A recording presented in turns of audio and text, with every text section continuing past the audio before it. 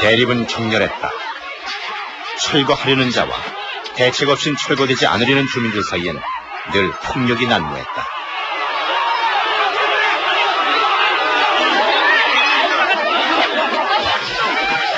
가지지 못한 자, 그들의 저항은 몸으로 맞서는 길뿐이었다.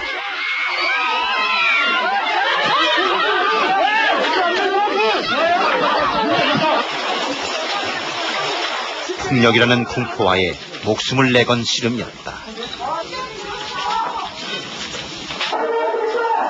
어린애들이 있어요. 어린애들이 대피하고 있어요. 엄마들이 여기 나왔기 때문에. 어떡해요, 어린애들. 나쁜 놈들. 어떡해요. 형제처럼 살던 사람들을 서로 원수를 만들고 인간의 본성마저 파괴시키고 개발을 해서 이 정부가 얻을 수 있는 게 뭐가 있겠냐라고 저는 말하고 싶어요. 경찰은 방관했다. 그것이 폭력 철거에 대한 그들의 입장이었다. 지난 30여 년간 수없이 주택 정책이 바뀌고 수많은 불량 주택지구가 아파트 단지로 단장됐다. 그러나 도시 빈민들은 철거민이라는 또 다른 이름으로 끊임없이 재생산됐다.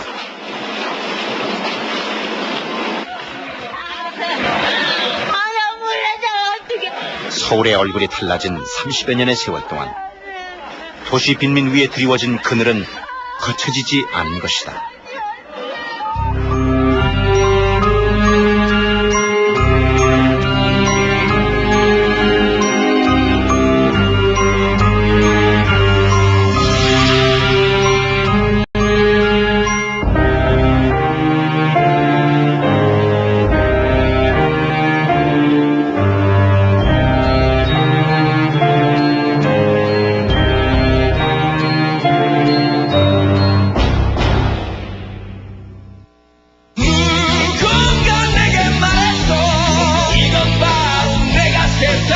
최고이기에 항상 최선을 다하고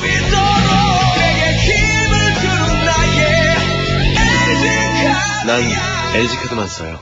당도 보직없이 비야 드림 감릴 때 맘대로 가게 드림 나의 비연의 비 없이 대출해 드림 드림 no pass 황금 멋지게 드림 드림 론 패스. 필요하면 뭐지? 우리 사자. 필요하면 뭐지?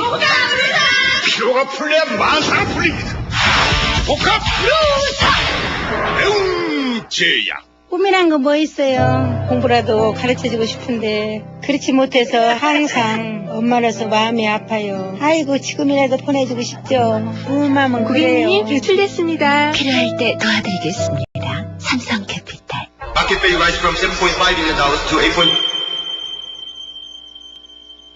열심히 일한 당신 떠나라. 가는 곳마다 즐거움. Work and Joy. 현대카드. 저 멀티팩으로 바꿨습니다. 증권 아이콘으로 뜨니까 단번에 갑니다. 멀티팩 아이콘으로 단번에. 게임? 꼭 물어보세요. 멀티팩 되죠? 라고. 단번에. 연기도 인생도 늘 긴장과 초조의 연속입니다. 지키자 황금의 인생 광동 우황 청심원 자신있게 삽시다. 광동 우황 청심원.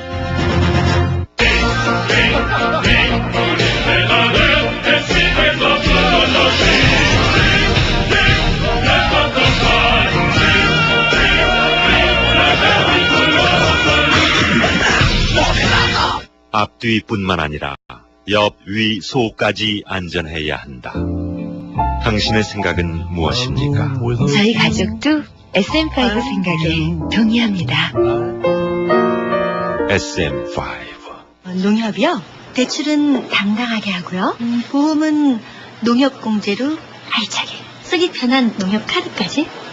농협을 알면 딴 데 못 가죠. 생활은행 농협. 든든해요.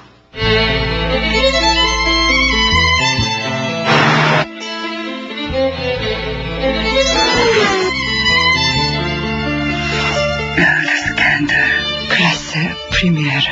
넥슨 타이어.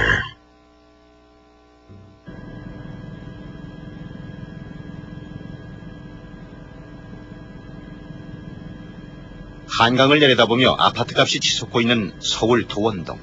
그러나 4년 전 그곳에선 건장하던 한 청년의 생을 바꾸어 놓은 폭력적인 철거가 있습니다.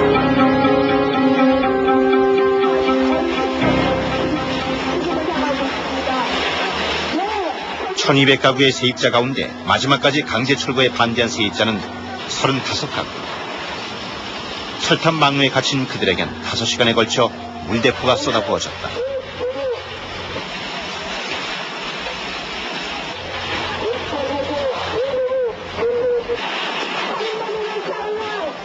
(28일간의) 고립에 지친 세입자들을 향한 살인적인 진압이었다.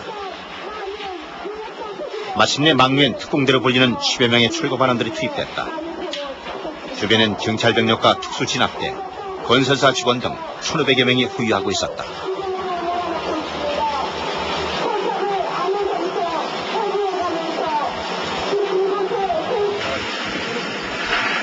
도원동 세입자들의 요구는 순환식 재개발, 영구 임대 아파트를 짓고 공사 기간 동안에 살 가수용 단지를 보장하라는 것이었다. 그러나 3년여에 걸친 그들의 요구는 받아들여지지 않았다.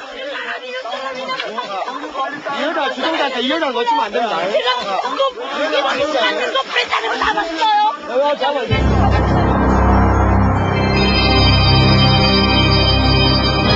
박 씨가 전신에 화상을 입으면서 세입자들의 철거 반대 투쟁이 진압되기 20여일 전.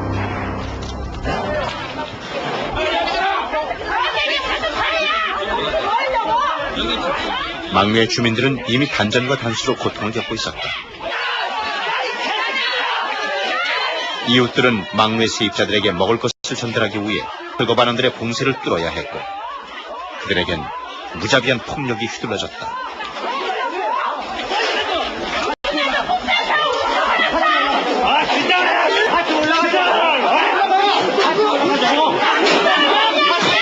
그때 일행에서 뒤처졌던 한 사람이 청년 박 씨였다.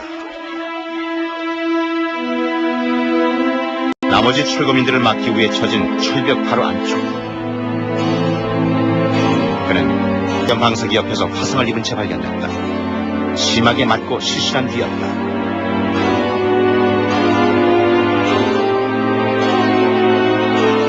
(172cm) 키의 건강하던 청년 박 씨. 화상은 그의 온몸을 녹여뜨렸고 손가락 8개를 잘라내야 한다.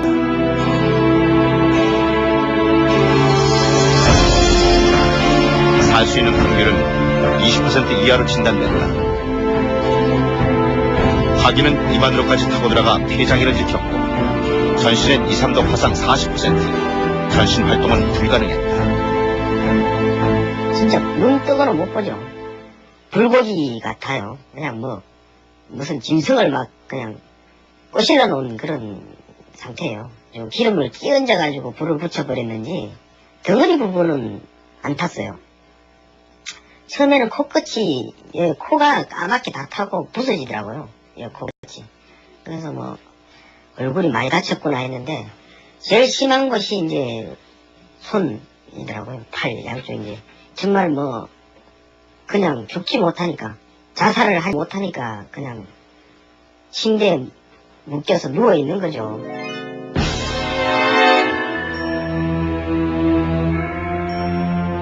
뒤처졌던 또 한 사람은 철거반원들의 막사에서 발견됐다.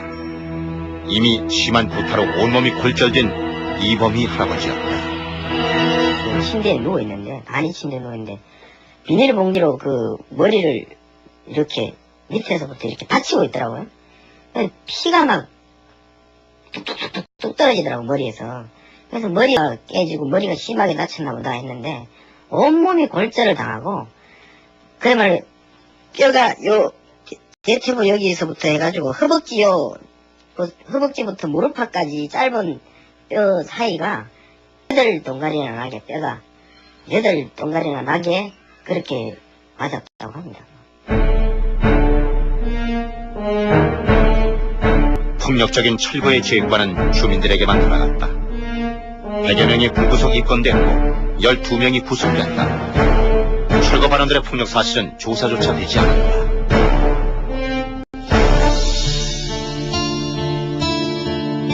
강제 철거가 본격화된 것은 60년대. 늘어난 이농민들로 서울 시내의 불법 무허가주기 전체의 38%에 달하던 때였다. 도심의 빈민들은 시외곽에 집단으로 강제 이주됐다. 대부분 임야나 하천 주변 등 먹고 살 길이 막막한 비주거용지였다. 무허가주택이 늘어섰던 대표적인 지역이 청계천 일대였다. 그러나 61년 국계공사가 시작되면서 청계천변은 도심 정비를 위한 대대적인 철거가 시작되었다. 청계천 등지의 철거민 12만 명이 보내진 곳은 지금의 성남, 경기도 광주군이었다. 철거민 50만 명을 수용할 광주 대단지였다.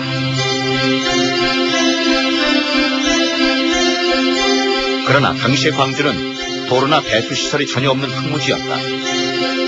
사람이 많이 모이면 스스로 먹고 살 것이 생길 것이라며 아무런 대책 없이 20평씩 강제 분양한 것이다.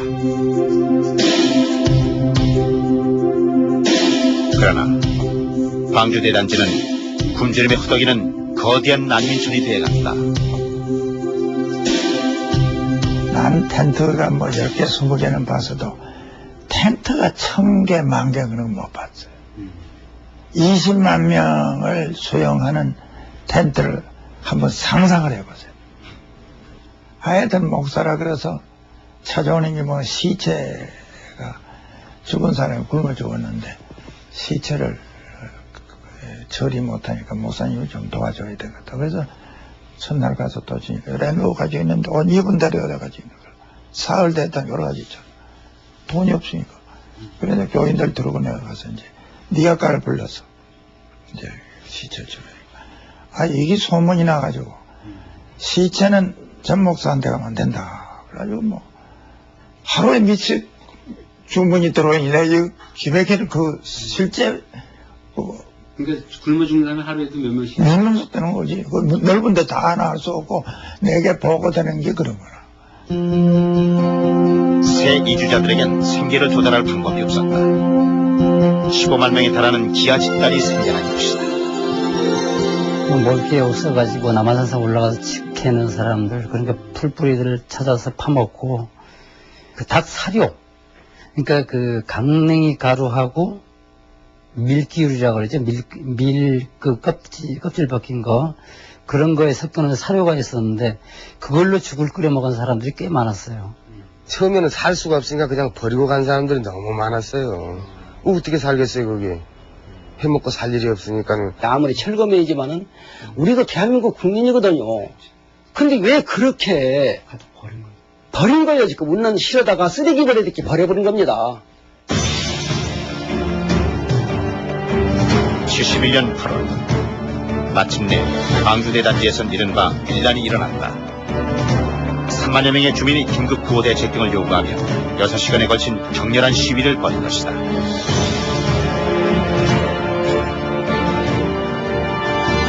더욱이 전매입자들이 늘자 서울시가 평당 2,000원 하던 땅값을 8배까지 올리고 이를 2달 안에 일시불 상환하라고 통보함으로써 주민들의 불만은 극에 달해 있었다.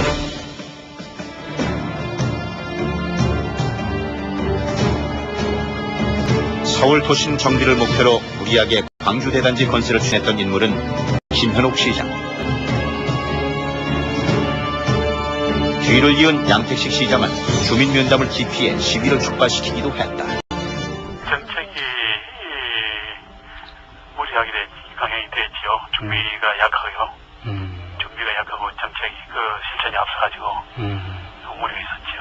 도시 정비 차원에서 좋은 뜻인데 그게 굉장히 많은 인원수를 대상으로 하기 때문에 사전 준비를 좀 더 철저히 했으면 그런 아쉬움이 있지요. 근데 후퇴를 할 수 없고 그래서 가진 노력을 다했어요. 밤에 참 비상한 달이고 어둠 때 또 저희 천막을 잘 댕기고 가진 성의를 다했습니다. 그야말로 좀 사람이 할 수 있는 모든 노력을 다했죠. 광주 대단지 건설은 경영사업으로 명명됐었다. 애초 개발 이익에만 골몰한 것이다. 사건 후 광주 대단지는 성남시로 승격됐지만 많은 철거민들은 다시 서울의 빈민으로 되돌아갔다. 77년 유명의 철거 반원을 살해한 박흥숙 사건은 강제 철거가 낳은 비극의 한 예였다. 사제총까지 지니고 있던 무등산 타잔으로 언론은 박흥숙을 엽기적인 살인마로 몰아갔지만 빈민들에게 지상의 집 한 칸이 어떤 의미를 갖는 것인지는 간과됐다.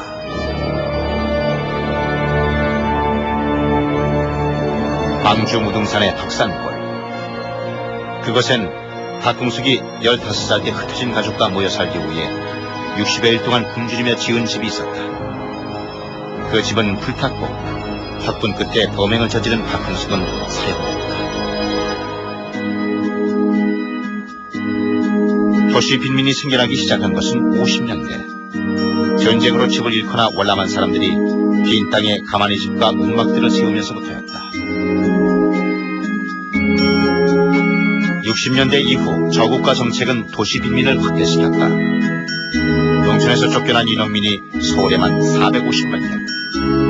산기슭과 하천변엔 무허가 주택이 들어갔고 70년대인 달동네라 불리는 집단 판자촌이 생겨났다. 경제 지수가 높아지면서 철거의 대상이 된 그들, 도시 빈민. 그러나 그들은 값싼 노동력을 제공하며 근대화의 가장 기초를 제공한 이들이었다.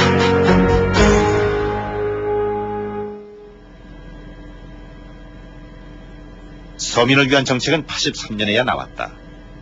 대량으로 싼 아파트를 공급한다는 목동 계획이었다. 정부가 사업의 주체가 개발을 추진하는 최초의 공영개발 방식이었다. 그러나 한 달이 못 가 서민단지 계획은 고급 고층 아파트 단지로 바뀌었고 채권 입찰제까지 등장해 투기의 장이 돼갔다. 공공성은 없이 수익성만 따지는 사업이었다.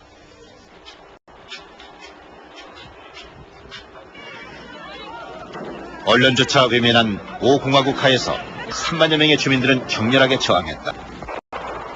100여 차례에 이르는 시위로 30여 명이 죽거나 다쳤지만 그 결과로 허울뿐인 공영개발은 폐기됐다. 첫째는 공공의 자본을 투여하는 것보다 민간 자본을 흘러들이는 게 훨씬 더 빨리 효율적으로 도심에 있는 빈민 지역들을 철거할 거라고 하는 그런 것이 있겠고요. 또 하나는 이 목동 철거 투쟁을 통해서 극명하게 드러난 게 주민들이 조직적으로 저항을 하기 시작했는데 그 사업의 주체가 정부이다 보니까 자연스럽게 이 주민들의 슬로건이 반정부 구호를 외치기 시작했던 거죠. 그러니까 정치적으로도 좀 부담이 있었던 겁니다. 새로 등장한 것은 합동 재개발이었다. 가옥주들은 땅을 내놓고 건설사는 돈을 대는 방법으로 정부로선 재정과 정치적인 부담을 덜 수 있었다. 대표적인 곳이 상계동이었다. 다시 쫓아, 이 새끼들아! 다시 쫓아라, 이 새끼들아! 이 나쁜 놈의 새끼들아! 주민들은 이미 한남동과 청계천에서 철거되어간 사람들이었다. 새끼들은 다 어디가 있냐? 학교 갔어, 학교 가봐! 살림은 그나마 어디다 뒀어? 아니, 살림 그런 거 필요 하나 없어요! 우리 몸만 있으면 되니까 아무 걱정하지 마세요! 철거 과정에선 오동군 어린이 등 4사람이 사망했다. 88 올림픽을 앞두고 상계동 철거는 보다 강하게 몰아붙여졌다. 성화가 지나는 길목이라는 이유로 사당동과 창신동, 그리고 도남동과 동서문동 등에서도 폭력적인 철거가 이어졌다. 그러나 화려한 올림픽의 풍파래 속에 그들을 돌아보는 이는 아무도 없었다.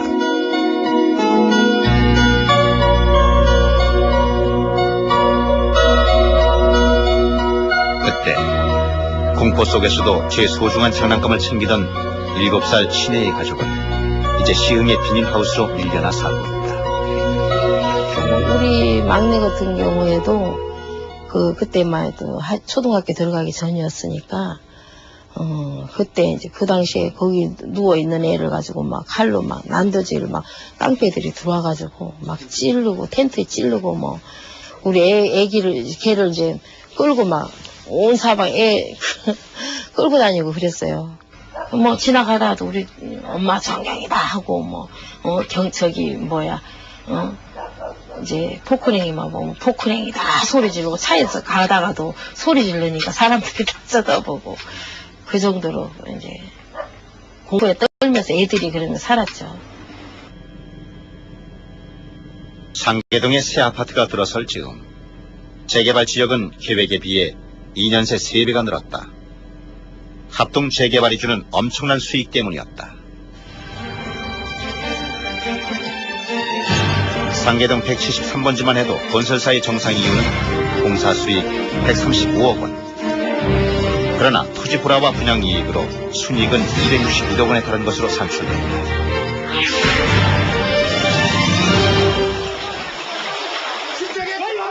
재개발에 막대한 이익은 폭력 철거를 부추겼다.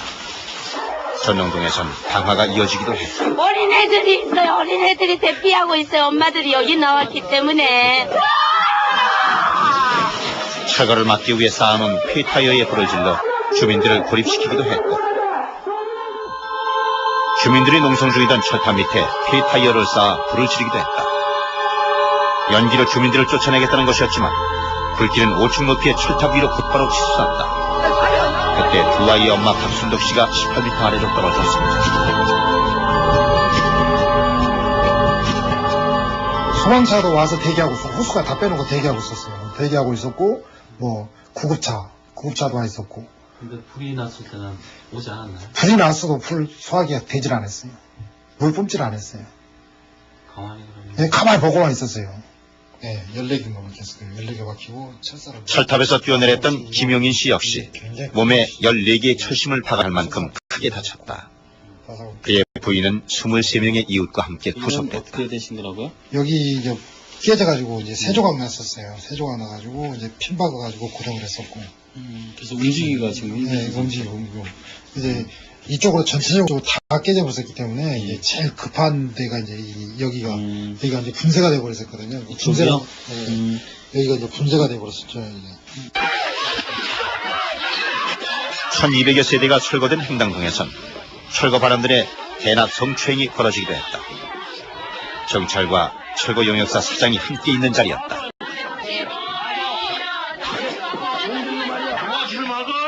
철거 반원들은 난취 상태였다.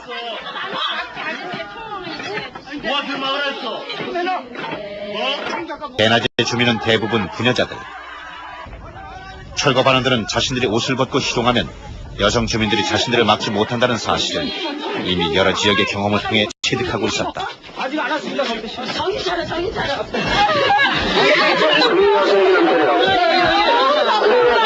저희들이 그런 모습을 안 봤기 때문에 너무 이렇게 그 장면이 너무 그거 하나만으로도 저희들은 그냥 다 쓰러지는 정도였었거든요.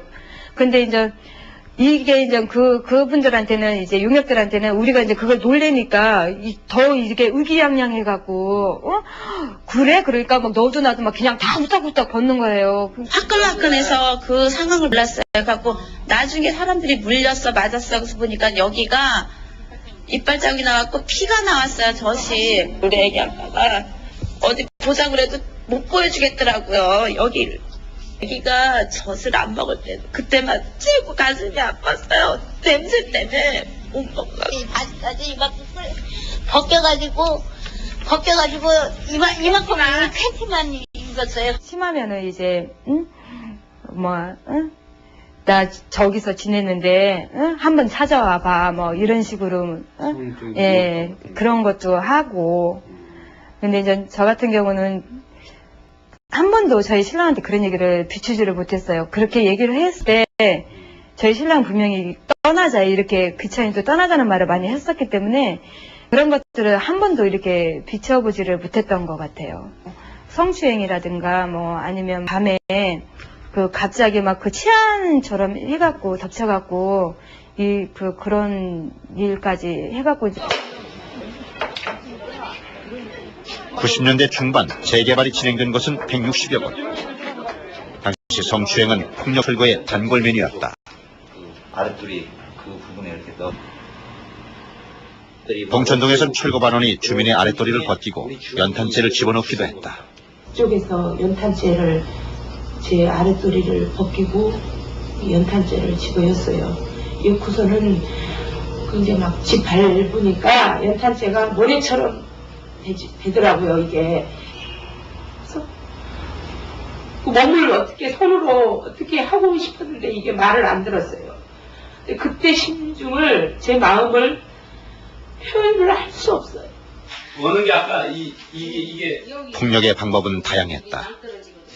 정릉에선 상식을 넘어선 심리전이 펼쳐지기도 했다. 찍어가지고 지금 손가락이 막바지 철거에 장애인들이 동원된 것이다. 주민들로선 그들과의 몸싸움을 피할 수는 없었지만 거기엔 분명 여느 철거 현장과는 다른 장벽이 있었다. 낮 동안의 대립은 밤에 또 다른 전쟁으로 이어졌다. 혐오감과 공포의 전쟁이었다.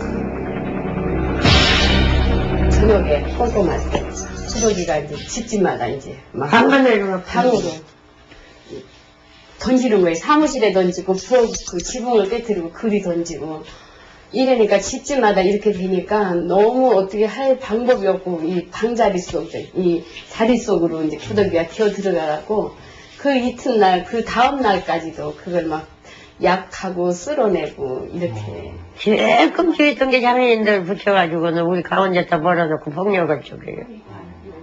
그게 제일 끔찍해요. 그냥 여자들 왜 복판에 앉혀놓고 가사로 딱 던져가지고 막 이건 뭐라고 얘기를 해야지. 욕을 하느나 가르침을 안 뱉나, 이 땅에 있는 그걸 갖다가 다 찾기 형태를 하느나, 뭐 아주 제일 끔찍한 게 그거예요. 제일 끔찍한 게. 아주. 고문을 받아도 그렇게 고문은 못 받을 거예요.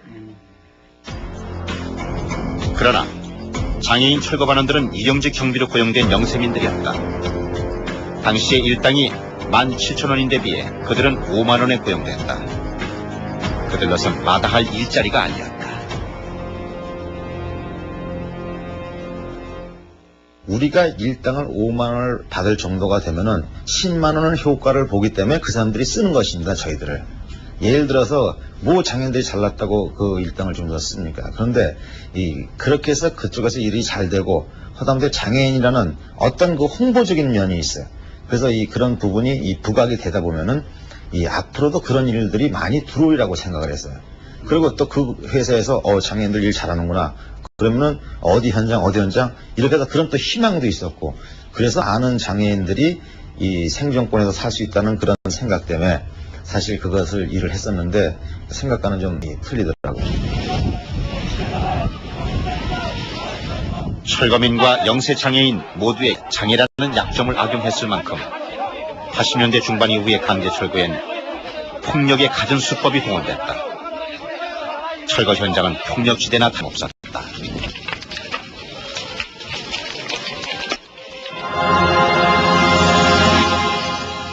강제철거를 통해 한국은 80년대 세계적인 비인권국으로 꼽혔다.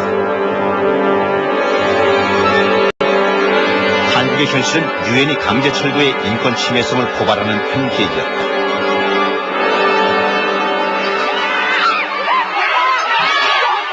철거 전문 업체들의 목표는 오로지 조속한 철거다. 이것이 건설사와 재개발 조합의 수익성을 높이고 세입자들에게 돌아갈 임대 아파트 수를 최대한 줄이는 길이다.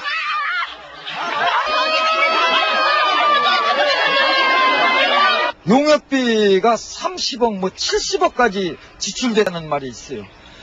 그렇게 투입을 해가지고 자고 있을 때 와가지고 니본도 사스미 칼 이런 걸 가져와서 옆구리 찔르고 민간인도 찔러가지고 이 허벅지를 찔리고 옆구리를 찔리고 한 사람들이 하나둘이 아니었습니다. 그때 그렇게 하는데 안 나갈 사람이 어디 있겠어요. 그렇게 해서 쫓아내고 저들이 돈 벌 수 있는 분양 아파트를 짓겠다라는 거예요. 이 기간 동안 안 나가면 너희들 그냥 산채로 그냥 다 부숴버린다.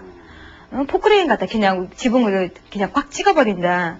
이런 식으로 이제 협박을 하면 노인분들은 또 이제 불안하잖아, 계속. 그러시면서, 나 이제 그만 살고, 그냥 다른 데 가서 좀 편하게 살다가 그냥, 죽고 싶다고. 철거 반원들에겐 나무를 솎아내듯 세계를 쫓아낸 지침이 하달됐다. 그들에겐 모든 지작물 철거는 물론 철거와 관련한 모든 책임이 넘겨져 폭력 철거의 가능성을 열어주었다.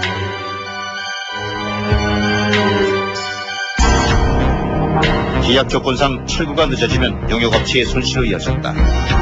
빠른 철거가 관건이었다.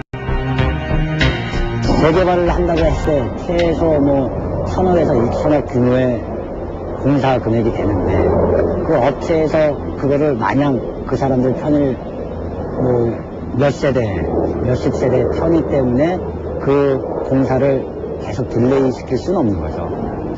철거가 늦어지면 그만큼 공기는 그만큼 늦어지기 때문에 그 구조적으로 발생된 비용은 어마어마한 거죠. 그래서 최대한 공기를 단축. 건설 자체는 공기 단축이 원가 절감의 지름길이니까요. 가옥주와 세입자 간의 대립을 부각시킨 재개발엔 폭력을 막을 아무런 장치가 없었다.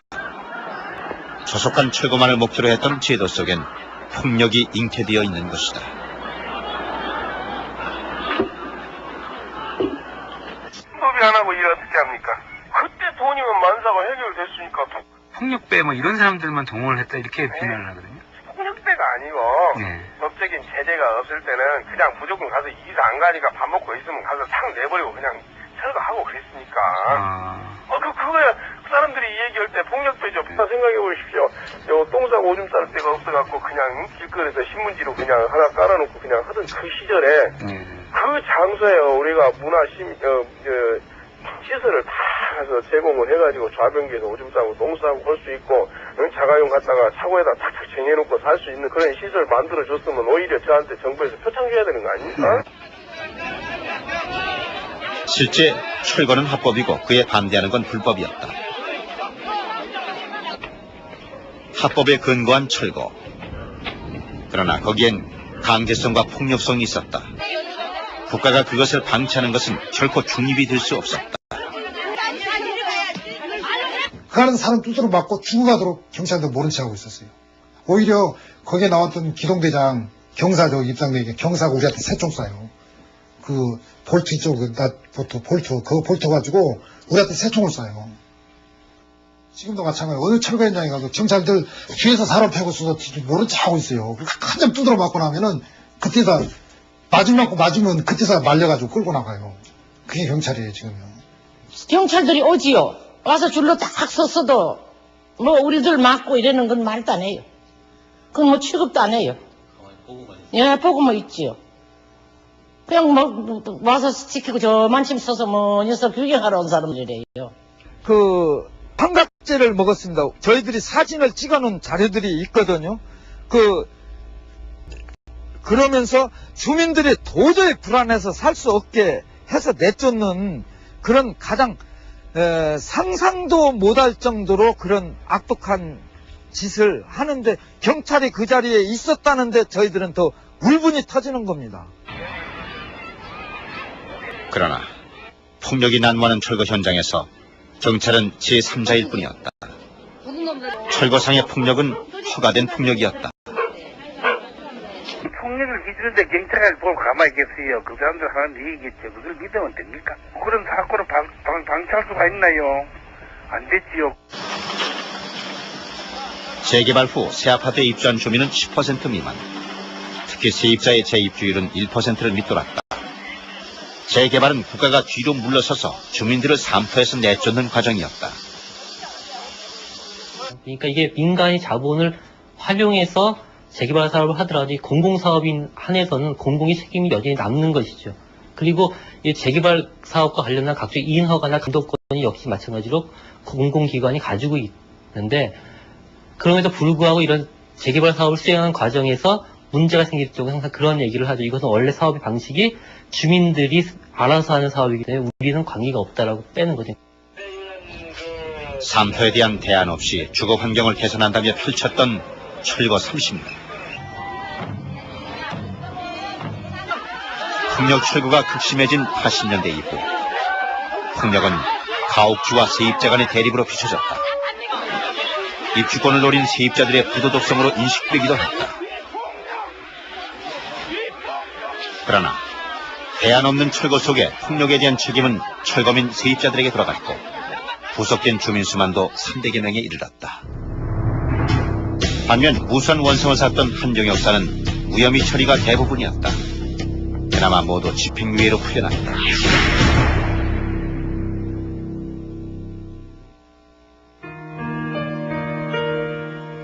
낮은 임금의 노동력을 제공하며 어쩌면 가장 열심히 일했던 사람들의 마을 달동네.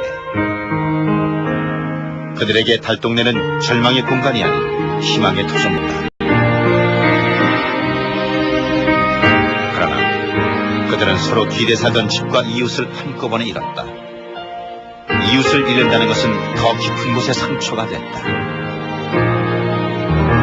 보리밥을 이 집 저 집에서 막 이렇게 다라이다 해가지고 와서 비벼가지고 여름 같은 경우에는 돗자리 하나 깔고 고기 구워서 보리밥 비벼서 먹고 너무 그렇게 살았는데 이제 재개발이 되면서 주인과 세입자, 세입자하고 이제 그 갈라지면서 또 이제 뭐 싸우는 과정에서 모든 사람으로부터 이제 소외가 되는 거예요.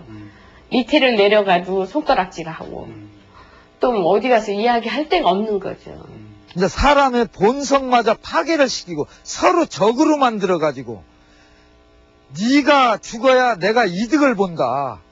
가옥주들이 너희들을 내쫓지 않으면 내가 불이익을 본다라는 이런 것을 만들어낸 거예요. 이 정부하고 이 건설회사하고 조합을 사주해가지고 그렇게 만들어가지고 정말 원수같이 돼버리는 거. 어제 이웃 사촌이 재발이 되면서 오늘은 원수처럼 이렇게 변해버리는 그런 서글픔이 제일 크지요.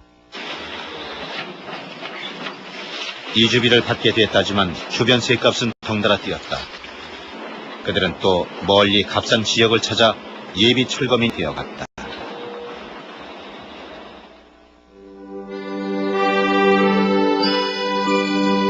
달동네가 아파트로 변하는 사이 어린 희망들은 폭력과 폐허 그리고 부모 세대의 무기력을 맛보아야 했다.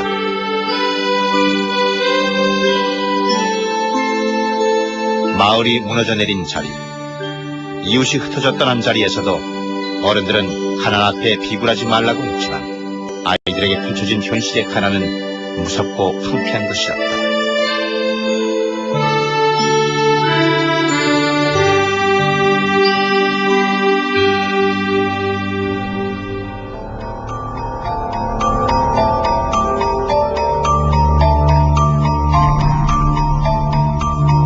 건집 주고 새집 받는다는 꿈의 재개발이 진행되는 동안 스스로 목숨 끊는 이들은 줄을 이었다.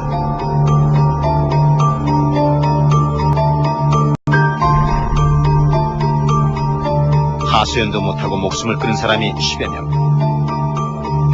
80년대 중반 이후에만도 폭력 철거로 목숨을 잃은 사람은 32명이 이르렀다.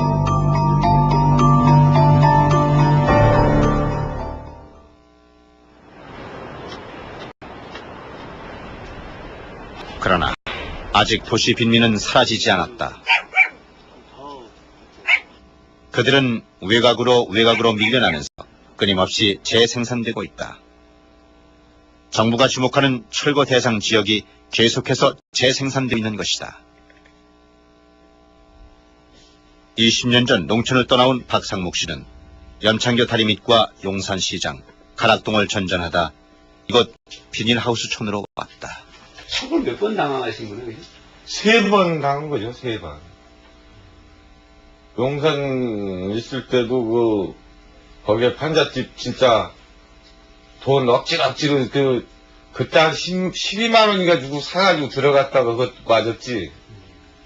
또 여기 와서 해밀 아파트 그것도 짓는데 그냥 없는 돈 있는 돈 그냥 해가지고 몇만 원 주고 몇십만 원 들여서 졌는데 그것도 철거당했지.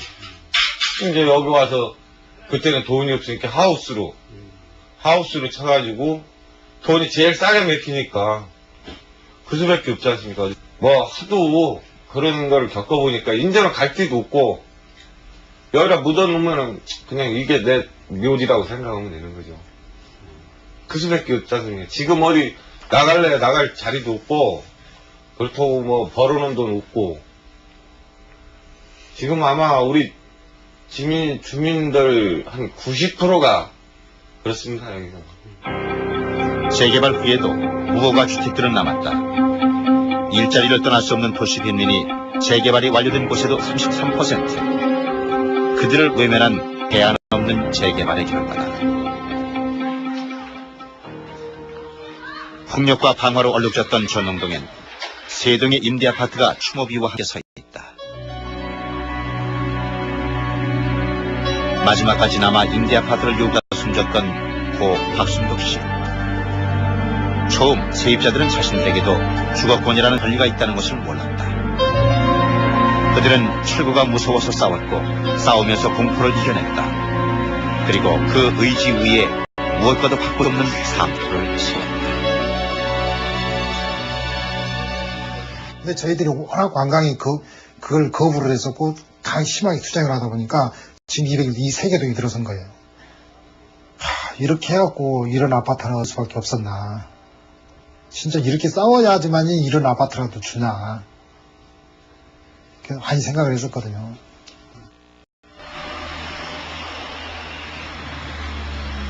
저들이 모든 것을 철거해 가는 동안에도 철거되지 않은 것이 있었다. 남은 사람들의 삶의 의지였다. 용인시 구갈 지역의 한 판잣집. 토지공사가 약속던 가수용 단지가 철거되고 임대아파트가 취소됐지만 오로지 한 세대 고천만 시내가 남아 그 약속 이행을 요구하고 있다. 어떻게 해서 따낸 가수용 단지와 임대아파트였나. 토지공사와 용인시, 건설사는 함께 공증까지 한 약속을 저버리고 있는 것이다.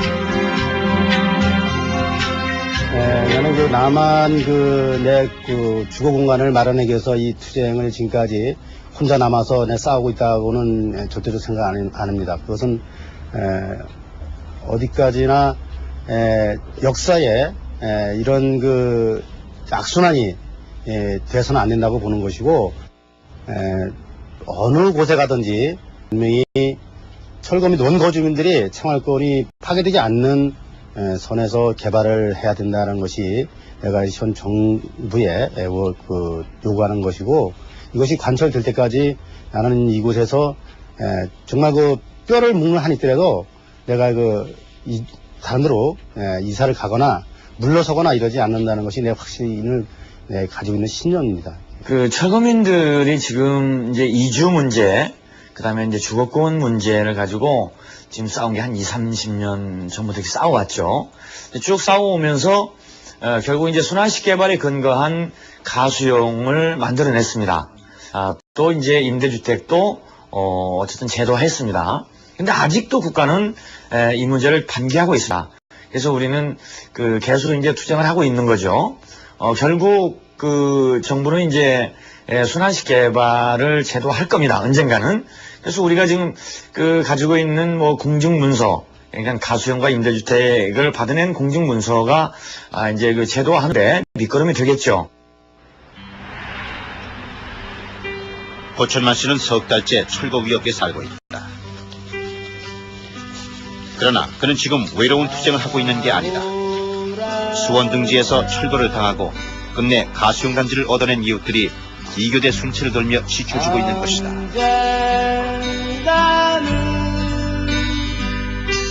주거는 인간의 기본적인 권리라는 것을 몸으로 깨달은 이웃들이었다. 주거권을 실현하는 것은 국가의 의무이다.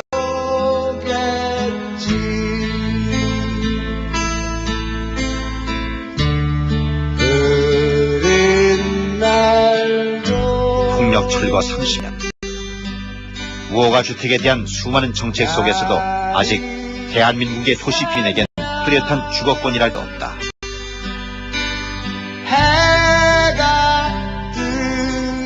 도시빈민은 재생산되고 있고 또 그곳에선가는 그들에 대한 폭력 철거가 준비되고 있는 것이다.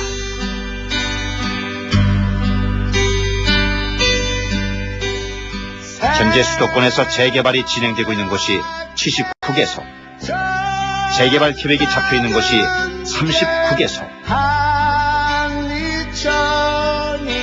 그러나 아무 일도 없었던 듯이 도시 빈민들이 밀려난 자리엔 집값만이 치솟고 있다. 굴지 말고 가슴을 쫙 펴라. 내일은 해가 뜬다. 내일은 해가 뜬다.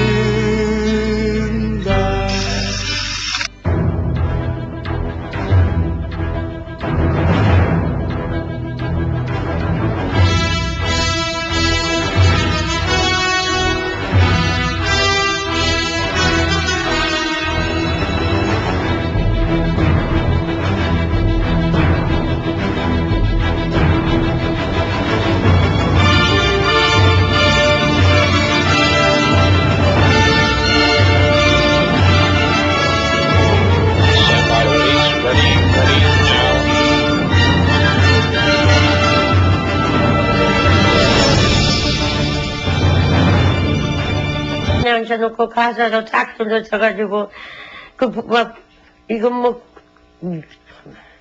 뭐라고 얘기를 해야지. 욕을 하느나 가르침을 안 뱉나 이 땅에 있는 그걸 갖다가 다 찾기 형태를 하느나 뭐 아주 제일 끔찍한 게 그거예요. 제일 끔찍한 게 아주 고문을 받아도 그렇게 고문은 못 받을 거예요. 그러나 장애인 철거반원들은 일용직 경비로 고용된 영세민들이었다. 당시의 일당이 17,000원인데 비해 그들은 5만원에 고용됐다. 그들로선 마다할 일자리가 아니었다. 우리가 일당을 5만원을 받을 정도가 되면은 10만원은 효과를 보기 때문에 그 사람들이 쓰는 것입니다, 저희들을.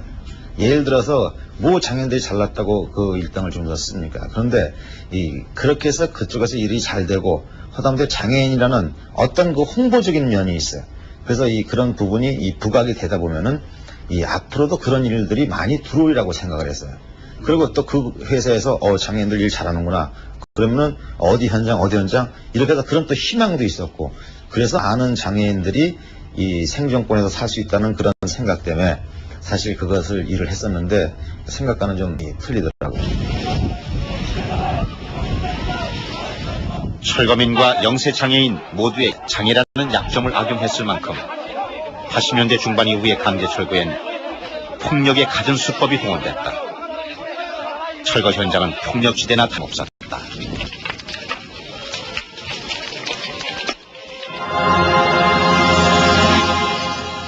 강제철거를 통해 한국은 80년대 세계적인 비인권국으로 꼽혔다. 한국의 현실은 유엔이 강제철거의 인권 침해성을 고발하는 큰 계기였다.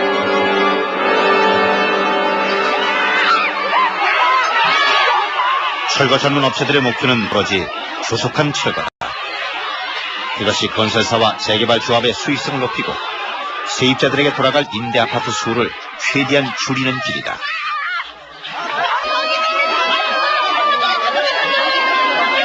용역비가 30억, 70억까지 지출되는 말이 있어요.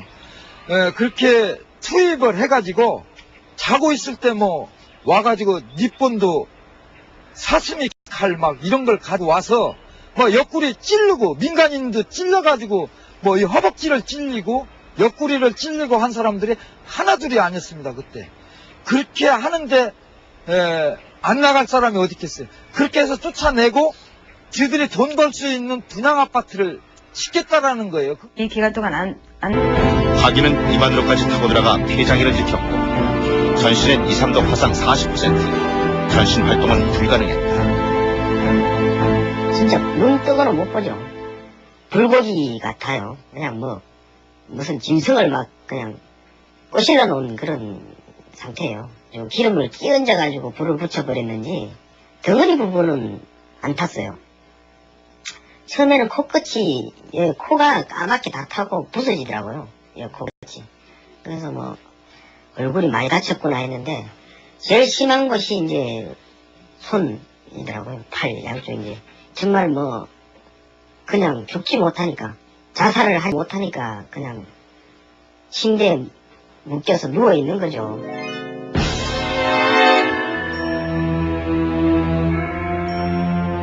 뒤처졌던 또 한 사람은 철거반원들의 막사에서 발견됐다. 이미 심한 구타로 온몸이 골절된 이범희 할아버지였다.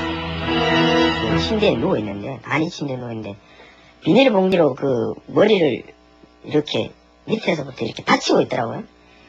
피가 막 뚝뚝뚝뚝 떨어지더라고, 머리에서. 그래서 머리가 깨지고 머리가 심하게 다쳤나 보다 했는데, 온몸이 골절을 당하고, 그래 말로 뼈가 대퇴부 여기서부터 해가지고 허벅지부터 무릎팍까지 짧은 뼈 사이가 8동가리나 나게, 뼈가 8동가리나 나게 그렇게 맞았다고 합니다.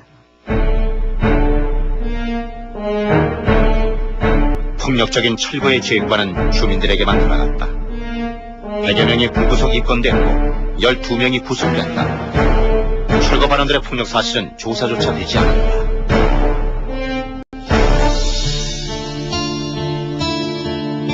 강제 철거가 본격화된 것은 60년대. 늘어난 이농민들로 서울 시내의 불법 무허 가죽이 전체의 38%에 달하던 때였다. 도심의 빈민들은 시외곽에 집단으로 강제 이주됐다. 대부분 임야나 하천 주변 등 먹고 살 길이 막막한 비주거용지였다. 무허가 주택이 늘어섰던 대표적인 지역이 청계천 일대였다. 그러나 61년 국계공사가 시작되면서 청계천변은 도심 정비를 위한 대대적인 철거가 시작됐다. 청계천 등지에 철거민 12만 명이 보내진 곳은 지금의 성남, 경기도 광주군이었다. 철거민 50만 명을 수용할 광주 대단지였다.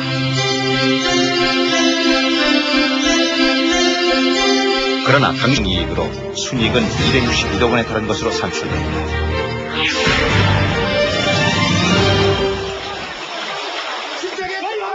재개발에 막대한 이익은 폭력 철거를 부추겼다. 전농동에선 강화가 이어지기도 했다. 어린애들이 있어요. 어린애들이 대피하고 있어요. 엄마들이 여기 나왔기 때문에. 철거를 막기 위해 쌓아놓은 폐타이어에 불을 질러 주민들을 고립시키기도 했고, 주민들이 농성 중이던 철탑 밑에 폐타이어를 쌓아 불을 지르기도 했다. 연기로 주민들을 쫓아내겠다는 것이었지만 불길은 5층 높이의 철탑 위로 곧바로 치솟았다. 그때 두 아이의 엄마 박순덕 씨가 18m 아래로 떨어졌습니다. 소방차도 와서 대기하고 있었고, 호수가 다 빼놓고 대기하고 있었어요. 대기하고 있었고, 뭐 구급차도 와 있었고. 근데 불이 났을 때는 오지 않았나요? 불이 났어도 불 소화기가 되질 않았어요. 물 뿜질 않았어요. 가만히 그러면. 네, 가만히 보고만 있었어요. 네, 14개만 박혔어요. 14개 박히고 철탑에서 뛰어내렸던 김용인 씨 역시 몸에 14개의 철심을 박아할 만큼 크게 다쳤다. 그의 부인은 23명의 이웃과 함께 구속됐다. 어떻게 되신 거라고요? 여기 이제 깨져가지고 이제 세조각 났었어요. 세조각 나가지고 이제 핀 박아가지고 고정을 했었고. 그래서 움직이기가 지금 네, 움직이고. 이제 이쪽으로 전체적으로 다 깨져버렸기 때문에 이제 제일 급한 데가 이제 여기가 이제 분쇄가 돼버렸었거든요. 분쇄가 여기가 이제 분쇄가 돼버렸었죠. 이제. 1200여 세대가 철거된 행당동에선 철거 반원들의 대낮 성추행이 벌어지기도 했다. 경찰과 철거 용역사 사장이 함께 있는 자리였다.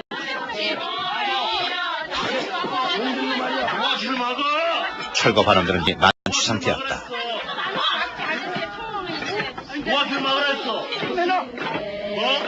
대낮의 주민은 대부분 부녀자들.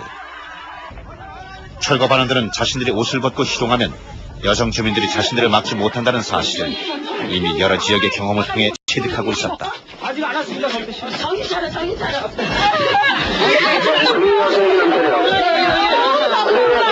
저희들이 그런 모습을 안 봤기 때문에 너무 이렇게 그 장면이 너무 그거 하나만으로도 저희들은 그냥 다 쓰러지는 정도였었거든요.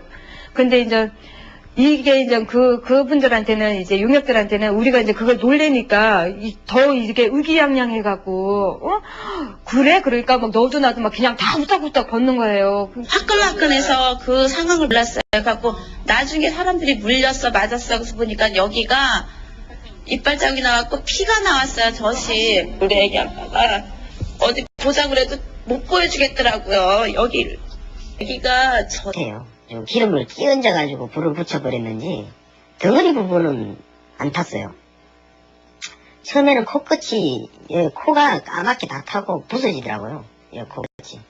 그래서 뭐 얼굴이 많이 다쳤구나 했는데 제일 심한 것이 이제 손이더라고요. 팔 양쪽 이제 정말 뭐 그냥 죽지 못하니까 자살을 하지 못하니까 그냥 침대에 묶여서 누워 있는 거죠.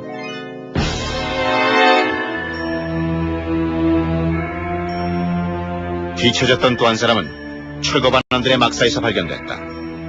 이미 심한 구타로 온몸이 골절된 이범희 할아버지였다. 침대에 누워있는데, 아니 침대에 누워있는데, 비닐봉지로 그 머리를 이렇게 밑에서부터 이렇게 받치고 있더라고요. 피가 막 뚝뚝뚝뚝 떨어지더라고, 머리에서. 그래서 머리가 깨지고 머리가 심하게 다쳤나 보다 했는데, 온몸이 골절을 당하고, 그래 말이에요.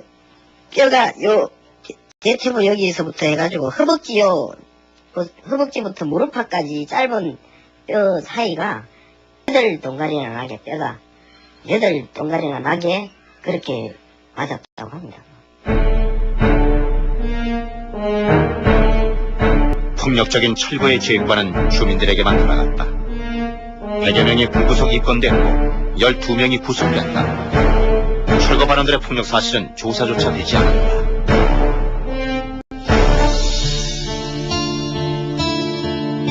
강제 철거가 본격화된 것은 60년대.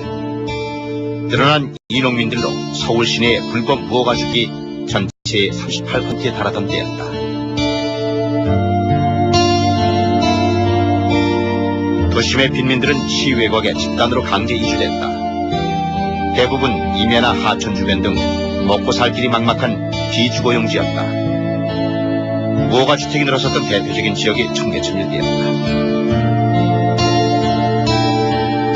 그러나 61년 복개공사가 시작되면서 청계천대는 도심 정비를 위한 대대적인 철거가 시작되었다. 청계천 등지에 철거민 12만 명이 보내진 곳은 지금의 성남, 경기도 광주군이었다. 철거민 50만 명을 수용할 광주 대단지였다.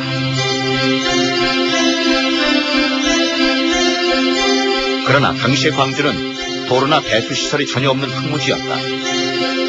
사람이 많이 모이면 스스로 먹고 살 것이 생길 것이라며 아무런 대책 없이 20평씩 강제 분양한 것이다. 그러나 광주 대단지는 굶주림에 허덕이는 주민들은 이미 한남동과 청계천에서 철거되어간 사람들이었다. 나 어디가 있냐? 학교 갔어, 학교. 살림은 그나마 어디다 뒀어? 아니, 살림 그런 거 필요 하나 없어요. 우리 몸만 있으면 되니까 아무 걱정하지 마세요. 철거 과정에선 오동근 어린이 등 4사람이 사망했다. 88 올림픽을 앞두고 상계동 철거는 보다 강하게 몰아붙여졌다. 성화가 지나는 길목이라는 이유로 사당동과 창신동, 그리고 도남동과 동서문동 등에서도 폭력적인 철거가 이어졌다. 그러나 화려한 올림픽의 풍파래 속에 그들을 돌아보는 이는 아무도 없었다.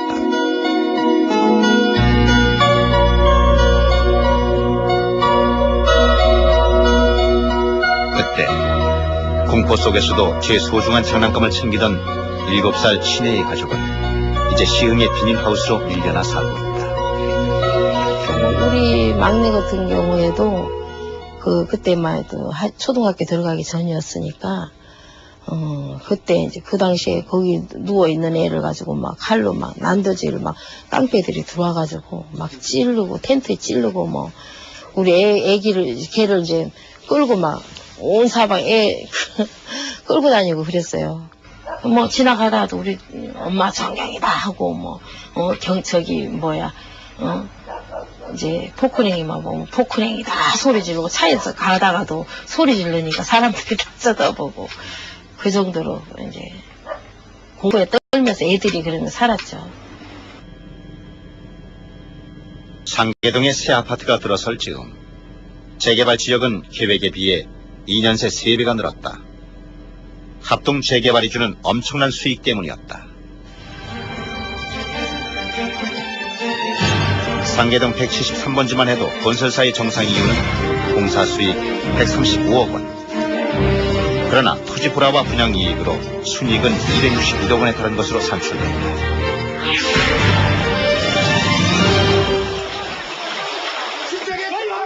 재개발에 막대한 이익은 폭력 철거를 부추겼다. 전용동에선 방화가 이어지기도 했다. 어린애들이 있어요. 어린애들이 대피하고 있어요. 엄마들이 여기 나왔기 때문에. 철거를 막기 위해 쌓아놓은 폐타이어에 불을 질러 주민들을 고립시키기도 했고, 주민들이 농성 중이던 철탑 밑에 폐타이어를 쌓아 불을 지르기도 했다. 연기로 주민들을 쫓아내겠다는 것이었지만 불길은 5층 높이의 철탑 위로 곧바로 치솟았다. 그때 두 아이의 엄마 박순덕 씨가 18m 아래로 떨어졌습니다. 소방차도 와서 아파트가 취소됐지만 오로지 한 세대 고천만 시내가 남아 그 약속 이행을 요구하고 있다. 어떻게 해서 따낸 가수용 단지와 임대 아파트였나. 토지공사와 용인시, 건설사는 함께 공증까지 한 약속을 저버리고 있는 것이다.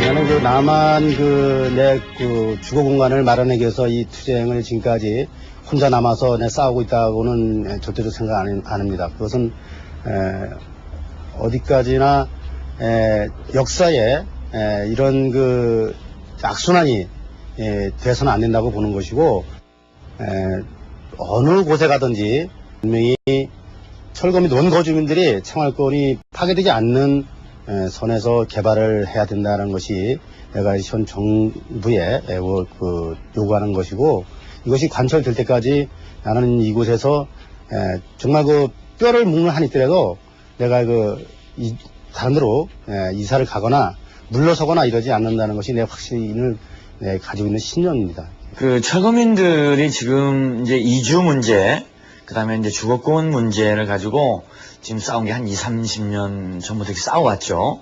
쭉 싸워오면서 결국 이제 순환식 개발에 근거한 가수용을 만들어냈습니다.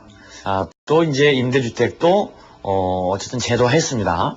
근데 아직도 국가는 이 문제를 반기하고 있습니다. 그래서 우리는 계속 이제 투쟁을 하고 있는 거죠. 결국 정부는 이제 순환식 개발을 제도화할 겁니다. 언젠가는. 그래서 우리가 지금 가지고 있는 공증문서, 그러니까 가수용과 임대주택을 받아낸 공증문서가 이제 제도화하는데 밑거름이 되겠죠. 고천만 씨는 석 달째 철거 위협에 살고 있다. 그러나 그는 지금 외로운 투쟁을 하고 있는 게 아니다. 수원 등지에서 철거를 당하고 끝내 가수용 단지를 얻어낸 이웃들이 이교대 순찰을 돌며 지켜주고 있는 것이다.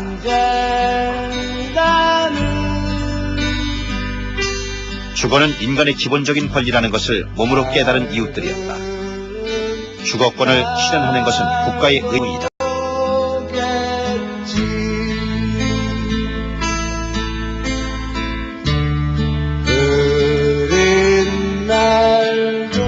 폭력 철거 30년.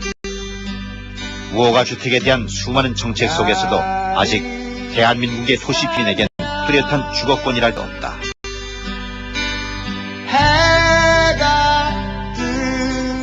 도시 빈민은 재생산되고 있고 또 그곳에선가는 그들에 대한 폭력 철거가 준비되고 있는 것이다. 하여튼 목사라 그래서 찾아오는 게 시체가 죽은 사람이 굶어 죽었는데 시체를 처리 못하니까 목사님이 좀 도와줘야 되겠다. 그래서 첫날 가서 도주니까 레노 가지고 있는데 옷 입은 대로 여러 가지 있는 거야. 사흘 됐다 여러 가지 있잖아. 돈이 없으니까. 그래서 교인들 들고 내려가서 이제 니아가를 불러서 이제 시체 처리. 이게 소문이 나가지고 시체는 전 목사한테 가면 안 된다. 그래가지고 뭐 하루에 며칠 주문이 들어오니까 이 기백에는 그 실제 그러니까 굶어 죽는다면 하루에도 몇 명씩 되는 거지. 그 넓은 데 다 나갈 수 없고 내게 보고되는 게 그런 거야. 새 이주자들에겐 생계를 조달할 방법이 없었다. 15만 명에 달하는 기아 집단이 생겨난 것이다. 먹을 게 없어가지고 남한산성 올라가서 집 캐는 사람들, 그러니까 풀뿌리들을 찾아서 파먹고, 그 닭 사료, 그러니까 그 강냉이 가루하고 밀기울이라고 그러죠. 그 껍질 벗긴 거, 그런 거에 섞여놓은 사료가 있었는데, 그걸로 죽을 끓여 먹은 사람들이 꽤 많았어요. 처음에는 살 수가 없으니까 그냥 버리고 간 사람들이 너무 많았어요. 어떻게 살겠어요, 거기. 해먹고 살 일이 없으니까는. 아무리 철거민이지만은 우리도 대한민국 국민이거든요. 근데 왜 그렇게 버린 거예요? 지금 우리는 실어다가 쓰레기 버려야 될게 버려버린 겁니다. 71년 8월 마침내 광주대단지에선 이른바 밀란이 일어난다. 3만여 명의 주민이 긴급 구호 대책 등을 요구하며 6시간에 걸친 격렬한 시위를 벌인 것이다.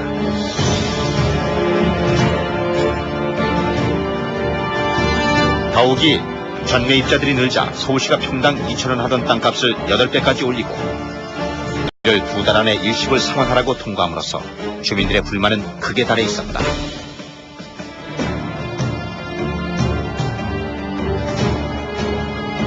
서울 도심 정비를 목표로 무리하게 광주대단지 건설을 추진했던 인물은 김현옥 시장. 뒤를 이은 양택식 시장은 주민 면담을 기피해 시위를 촉발시키기도 했다. 정책이 무리하게 강행이 되지요. 준비가 약하고요. 준비가 약하고 정책이 그 실천이 앞서가지고 무리가 있었지요. 도시 정비 차원에서 좋은 뜻인데 그게 굉장히 그 많은 인원수를 대상으로 하기 때문에 사전 준비를 좀 더 철저히 했으면 그런 아쉬움이 있지요. 근데 후퇴를 할 수 없고 그래서 시장은 주민 면담을 기피해 시위를 촉발시키기도 했다. 정책이 무리하게 강행이 되지요. 준비가 약하고요. 준비가 약하고 정책이 그 실천이 앞서가지고 무리가 있었지요. 도시 정비 차원에서 좋은 뜻인데 그게 굉장히 그 많은 인원수를 대상으로 하기 때문에 사전 준비를 좀 더 철저히 했으면 그런 아쉬움이 있지요. 근데 후퇴를 할 수 없고 그래서 가진 노력을 다했어요. 밤에 참 비상한 달이고 어둠 때 또 저희 천막을 잘 댕기고 가진 성의를 다했습니다. 뭐 그야말로 좀 사람이 할 수 있는 모든 노력을 다했죠. 광주 대단지 건설은 경영사업으로 명명됐었다. 애초 개발 이익에만 골몰한 것이다. 사건 후 광주 대단지는 성남시로 승격됐지만 많은 철거민들은 다시 서울의 빈민으로 되돌아갔다. 77년 4명의 철거 반원을 살해한 박흥숙 사건은 강제 철거가 낳은 비극의 한 예였다. 사제총까지 지니고 있던 무등산 타잔으로 언론은 박흥숙을 엽기적인 살인마로 몰아갔지만 빈민들에게 지상의 집 한 칸이 어떤 의미를 갖는 것인지는 간과됐다.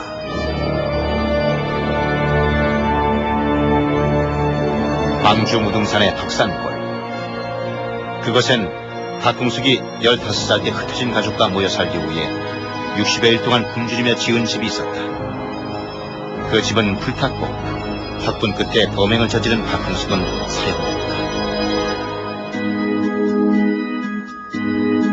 도시 빈민이 생겨나기 시작한 것은 50년대. 전쟁으로 집을 잃거나 월남한 사람들이 빈 땅에 가만히 집과 움막들을 세우면서부터였다.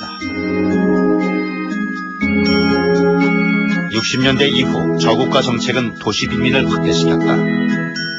농촌에서 쫓겨난 이농민이 서울에만 450만 명. 산기슭과 하천변엔 무허가 주택이 들어갔고 70년대인 달동네라 불리는 집단 판자촌이 생겨났다. 경제 지수가 높아지면서 철거의 대상이 된 그들, 도시빈. 그러나 그들은 값싼 노동력을 제공하며 근대화의 가장 기초를 제공한 이들이었다.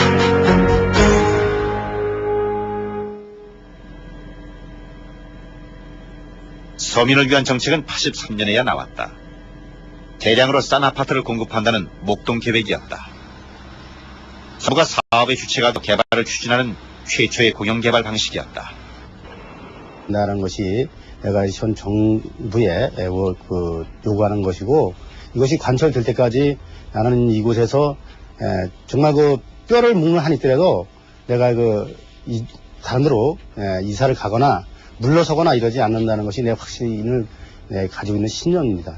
철거민들이 지금 이제 이주 문제, 그 다음에 이제 주거권 문제를 가지고 지금 싸운 게 한 20-30년 전부터 이렇게 싸워왔죠. 쭉 싸워오면서, 결국 이제 순환식 개발에 근거한 가수용을 만들어냈습니다. 또 이제 임대주택도, 어쨌든 제도화했습니다. 근데 아직도 국가는, 이 문제를 반기하고 있습니다.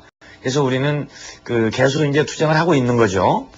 결국 정부는 이제 순환식 개발을 제도화할 겁니다. 언젠가는.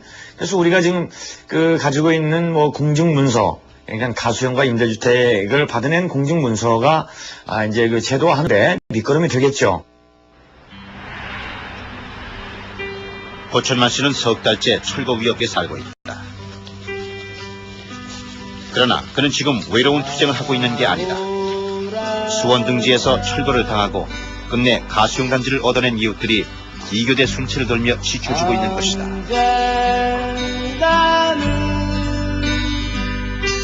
주거는 인간의 기본적인 권리라는 것을 몸으로 깨달은 이웃들이었다.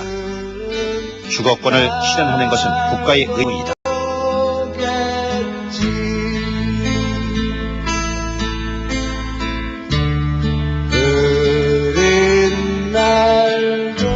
폭력 철거 30년. 무허가 주택에 대한 수많은 정책 속에서도 아직 대한민국의 도시피인에겐 뚜렷한 주거권이랄 도 없다.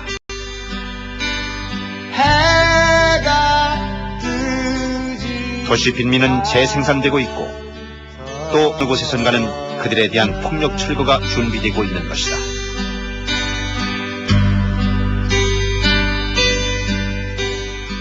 현재 수도권에서 재개발이 진행되고 있는 곳이 79개소, 재개발 계획이 잡혀있는 곳이 39개소.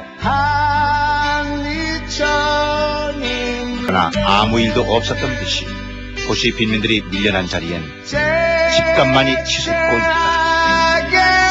굴지 말고 가슴을 쫙 펴라. 내일은 해가 뜬다. 내일은 해가 또 싸웠고 싸우면서 공포를 이겨냈다. 그리고 그 의지 위에 무엇과도 바꿀 수 없는 상표를 세웠다.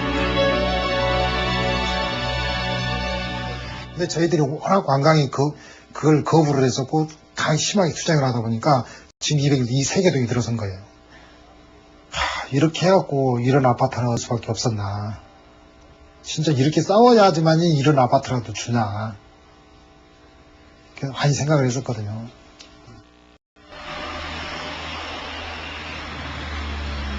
저들이 모든 것을 철거해 가는 동안에도 철거되지 않은 것이 있었다.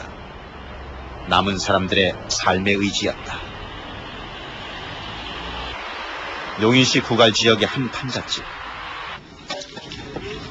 토지공사가 약속던 가수용 단지가 철거되고 임대아파트가 취소됐지만 오로지 한 세대 고천만 시내가 남아 그 약속 이행을 요구하고 있다. 어떻게 해서 따낸 가수용 단지와 임대아파트였나. 토지공사와 용인시, 건설사는 함께 공증까지 한 약속을 저버리고 있는 것이다. 나는 남한 내 주거 공간을 마련하기 위해서 이 투쟁을 지금까지 혼자 남아서 싸우고 있다고는 절대로 생각 안 합니다. 그것은 어디까지나 역사에 이런 그 악순환이 돼서는 안 된다고 보는 것이고, 어느 곳에 가든지 분명히 철거 및 원거주민들이 생활권이 파괴되지 않는 선에서 개발을 해야 된다는 것이 내가 현 정부에 요구하는 것이고, 이것이 관철될 때까지 나는 이곳에서 정말 그 뼈를 묵는 한이 있더라도 내가 다른 데로 이사를 가거나 물러서거나 이러지 않는다는 것이 내 확신을 가지고 있는 신념입니다. 그 철거민들이 지금 이제 이주 문제, 그 다음에 이제 주거권 문제를 가지고 지금 싸운 게 한 30년 전부터 이렇게 싸워왔죠. 쭉 싸워오면서 결국 이제 순환식 개발에 근거한 가수용을 만들어냈습니다. 또 이제 임대주택도 어쨌든 제도화했습니다. 근데 아직도 국가는 이 문제를 반기하고 있습니다. 그래서 우리는 그 계속 이제 투쟁을 하고 있는 거죠. 결국 그 정부는 이제 순환식 개발을 제도화할 겁니다. 언젠가는. 그래서 우리가 지금 그 가지고 있는 뭐 공증문서, 그러니까 가수용과 임대주택을 받아낸 공증문서가 이제 그 제도화하는데 밑거름이 되겠죠.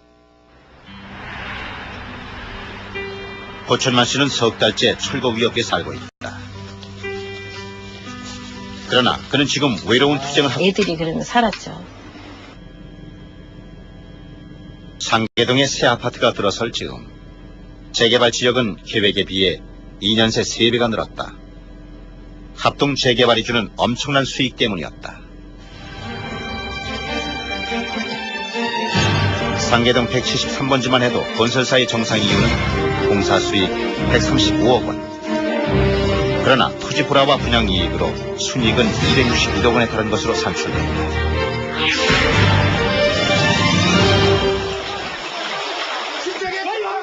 재개발에 막대한 이익은 폭력 철거를 부추겼다. 전용동에선 방화가 이어지기도 했다. 어린애들이 있어요. 어린애들이 대피하고 있어요. 엄마들이 여기 나왔기 때문에.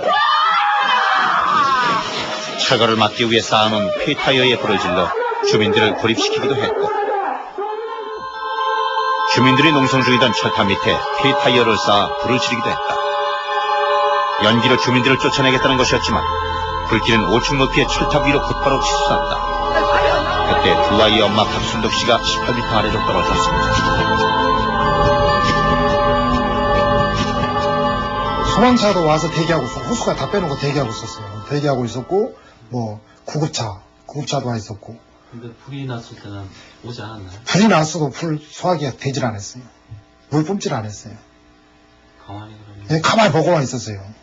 네, 14개만 막혔어요. 14개 막히고 철사람. 철탑에서 뛰어내렸던 김용인 씨 역시 몸에 14개의 철심을 박아할 만큼 크게 다쳤다. 그의 부인은 23명의 이웃과 함께 구속됐다. 어떻게 되신 거라고요? 여기 이제 깨져가지고 이제 세조각 났었어요. 세조각 나가지고 이제 핀 박아가지고 고정을 했었고. 그래서 움직이기가 지금 힘들어요. 네, 움직이고. 이제 이쪽으로 전체적으로 다 깨져버렸기 때문에 이제 제일 급한 데가 이제 여기가 이제 분쇄가 돼버렸었거든요. 분쇄가 여기가 이제 분쇄가 돼버렸었죠. 이제.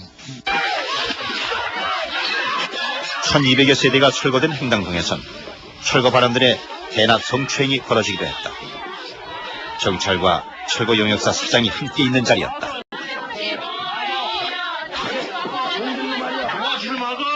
철거 바람들은 만취 상태였다.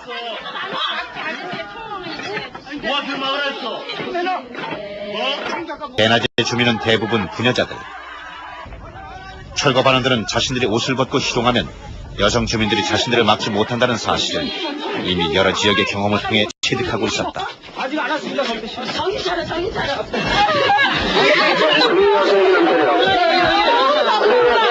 저희들이 그런 모습을 안 봤기 때문에 너무 이렇게 그 장면이 너무 그거 하나만으로도 저희들은 그냥 다 쓰러지는 정도였었거든요. 근데 이제 이게